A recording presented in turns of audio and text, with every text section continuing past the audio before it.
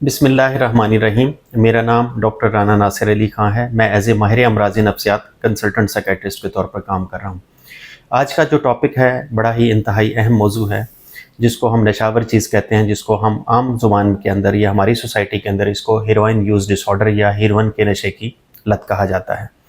आपने देखा होगा कि हमारी सोसाइटी के अंदर या ओवरऑल पूरी दुनिया के अंदर लोग इसको मेडिकल के अंदर इसका इस्तेमाल करते हैं, लेकिन बड़े कैलकुलेटेड अंदाज में इसका इस्तेमाल होता है और एज ए पेन किलर के तौर, दर्द आवर दवा के तौर पर इस्तेमाल होती है। लेकिन यहाँ पे आपने देखा होगा कि सोसाइटी के अंदर लोगों में इसकी डिपेंडेंस आना शुरू हो जाती है। तो लोग इसको शुरू में जो है एज ए यूफोरिक इफेक्ट इसको कहते हैं कि अपने आप को एक्टिव करने के लिए, अपने आप को अलर्ट करने के लिए और अपनी एंजाइटी को कम करने के लिए इसका इस्तेमाल करते हैं। लेकिन with the passage of time आपने देखा होगा कि क्योंकि ये जिन रिसेप्टर्स पे काम करती है वहाँ पे डिपेंडेंस आना शुरू हो जाती है, फिर जो पेशेंट है वो इसका मोहताज होना शुरू हो जाता है। इसके अलावा हेरोइन के अलावा और भी बहुत सारी इसकी आगे सब क्लासिफिकेशन हैं, जैसे डाईहाइड्रोकोडीन है, मॉर्फिन है, मेथाडोन है, पैथिडीन है, बप्रीनॉर्फिन है या कोडीन है।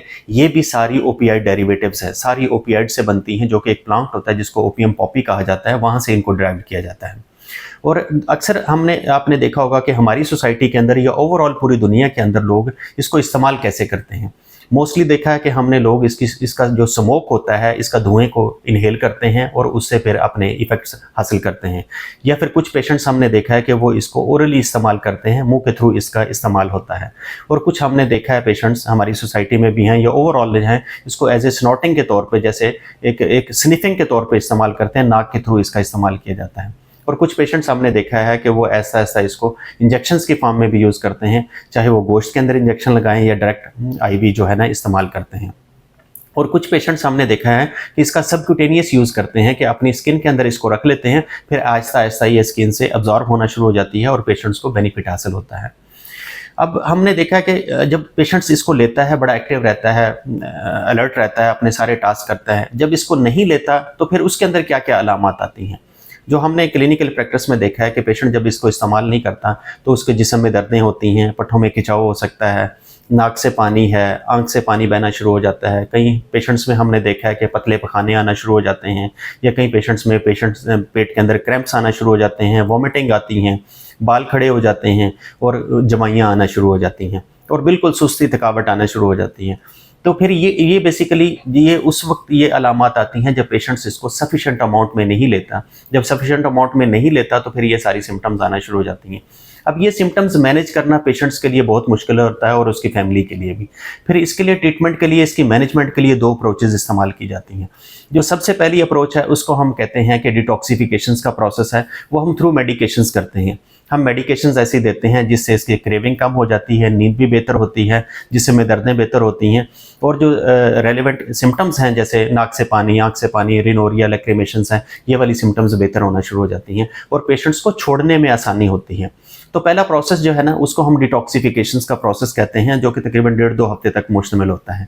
इसके बाद जो असल प्रोसेस शुरू होता है उसको हम कहते हैं रिहेबिलिटेशंस का प्रोसेस है।